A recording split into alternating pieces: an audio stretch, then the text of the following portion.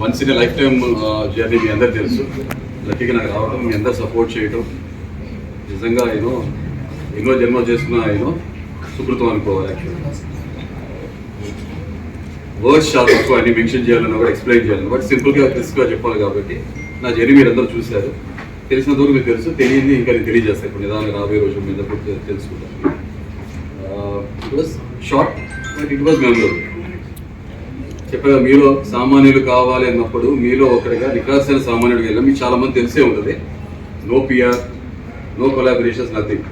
నన్ను నాలా చూడాలి మీరు, దాన్ని బేస్ చేసుకుని జడ్జ్ చేయాలి. జడ్జి కన్నా కూడా ఒపీనియన్ క్రియేట్ చేసుకోవాలనుకున్నాను. చాలా మంది జడ్జి కూడా చేశారు, రకరకాలు జరిగింది. అసలు జడ్జ్మెంట్ డే వచ్చినప్పుడు నేను జడ్జ్మెంట్ నీకే అర్థమైపోతుంది. వాట్ నెక్స్ట్ ఏం చెప్పాలి? హృదయ మానవం అని పిలవచ్చు. మీకు ఆల్రెడీ తెలుసు కదా, అగ్ని పరీక్షతో నా జర్నీ మొదలైంది. నిజంగానే అగ్ని పరీక్ష అంటాం కన్నా కూడా అది ఇప్పుడు చూసారు కదా, హృదయ మానవ హరిత హరీష్ రావాలి కాబట్టి హరిత గారు కూడా వచ్చేసారు ఇక్కడికి.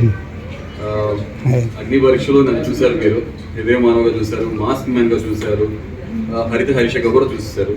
అన్నట్టు హరిత పక్కన ఉన్నారు. ఇంకేం చూడాలి తర్వాత నా ఉన్న 4 weeks జర్నీ కూడా మీరు చూశారు. దట్ ఈస్ మీ.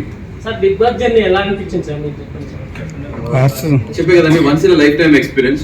నాకు ఏమి పెద్ద ఛాలెంజెస్ కాదు. ఎందుకంటే నేను 100 kgs ఉన్నప్పుడు నా జర్నీ స్టార్ట్ చేశాను ఇక్కడ. July 6th or 7th I don't know, నేను ఆడిషన్ క్లిప్ ఇవ్వడం జరిగింది. అంటే కొన్ని మనకు తెలియని బటర్ఫ్లై ఎఫెక్ట్ అంటారు కదా, అని ఒక పర్పస్ కోసం జరుగుతాయి. మనం మానవ మేధాశక్తిగా అర్థం కాదు. ఓకే ఓకే కదా మన అందరిది. నా ఫ్రెండ్ ఒక అతను సర్వీస్ చేద్దామని మన తిరుపతికి వెళ్ళడం జరిగింది. అక్కడి నుంచి నాకు కాల్ చేశారు, హరీష్ గారు ఇలాగా ఈసారి సామాన్యులకి ప్రవేశం ఉందంట, మీరు ట్రై చేయండి. ఎందుకంటే నాకు కొన్ని ఇయర్స్ నుంచి నన్ను చూస్తున్నారు కాబట్టి. నిజంగా బిగ్ బాస్ ఫిట్ అయ్యే పర్సనాలిటీ, చాలా జెన్యూన్గా ఉంటారు, మీరు స్ట్రైట్ ఫార్వర్డ్ ఉంటారు, ఇదేం భయపడరు, ముక్సుటిగా మాట్లాడతారు, రైట్ అయినా రాంగ్ అయినా. మేము చూసాం కదా, నాలో హ్యూమర్ కూడా చూశారు, హ్యామర్ యాంగిల్ కూడా చూసారు ఆయన. అయితే మీరు మోస్ట్లీ హ్యామర్ యాంగిలే చూసారు, Thar hammer lighting. Humour angle చూడాలి, తర్వాత మీరు క్వశ్చన్స్ అడిగినప్పుడు డెఫినెట్ ఎవరు చెప్పేస్తారు. సో నిజంగా వెంకటేశ్వర స్వామి దగ్గర ఉండి తను నాకు కాల్ చేసి చెప్పడం జరిగింది.